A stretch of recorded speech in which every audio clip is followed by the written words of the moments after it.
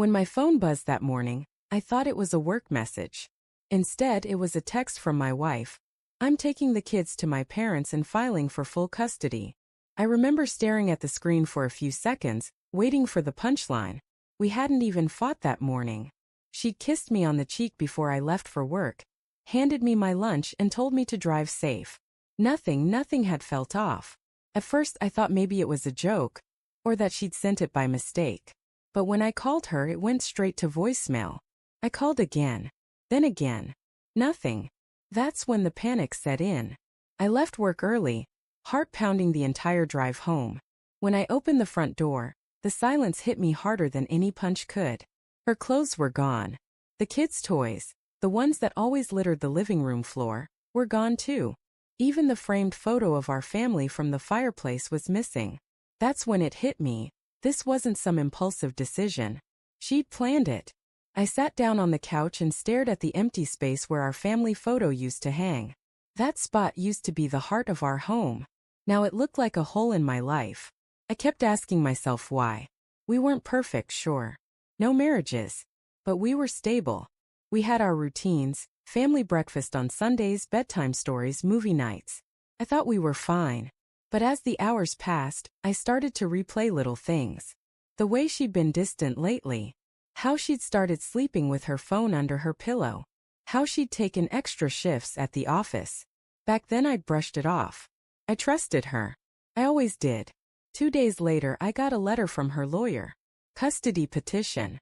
Claims that I was emotionally neglectful and unstable. I actually laughed when I read it. That bitter kind of laugh that feels like it's tearing something inside you. I wasn't perfect, but I wasn't neglectful. I adored my kids. Every night I'd tuck them in, tell them stories, make them laugh. I was the dad who showed up to every school event, who never missed a single birthday. But apparently none of that mattered. When I finally got her to meet me in person, at a park of all places, she looked like a stranger. Cold. Distant. Her lawyer was with her. "Why are you doing this, Emily?" I asked. What did I do? She wouldn't even look at me. Just kept saying, "It's better for the kids. We need space." I told her I'd change, that we could fix whatever was broken. But she just shook her head. That's when her lawyer spoke up and said, "It's not about change. It's about safety." Safety? That word hit me like a slap. "What the hell do you mean, safety?" I asked. He just gave me a look, that smug, professional kind of look, and said, "We'll provide details in court." I remember standing there, staring at Emily. "You really think I'd ever hurt you or them?" I asked. And for just a split second her eyes softened, but then she looked away. That's when I knew someone had told her something. Over the next few weeks things got worse. I wasn't allowed to see my kids without supervision. My name was dragged through mud in court documents, accusations of anger issues, controlling behavior, even drinking problems. All lies. I started wondering who'd feed her those lies. Then one night as I was going through old emails I noticed something odd. There was a message she'd forwarded to herself that looked familiar. I opened it. It was a private email I'd written to my best friend Mark. He and I used to talk about everything. Frustrations, fears, even the rough patches in my marriage. I'd vented to him once about Emily spending too much time at work and how I felt like she was slipping away. He'd told me he understood, that he'd talk to her, help us figure it out. But the email I saw, it was twisted. Parts deleted. Words changed. In my email I'd written, "Sometimes I feel like she doesn't even see me anymore.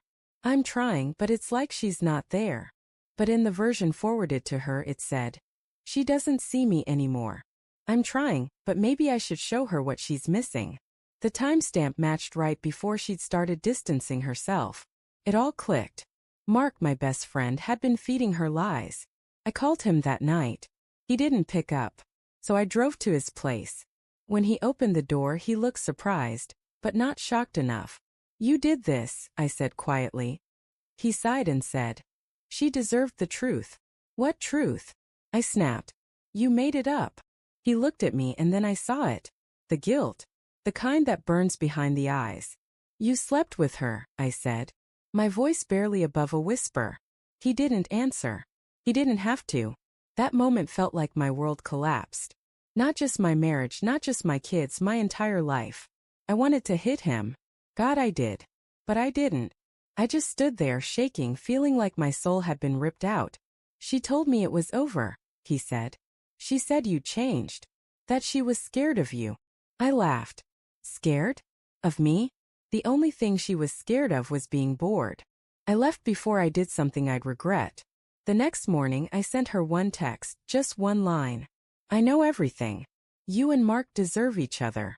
She didn't reply. Weeks later, her lawyer reached out again, this time to discuss settlement. I didn't fight for custody. I couldn't. Not then. I was too broken, too tired. But I promised myself one thing. I'd rebuild. Slowly. Quietly.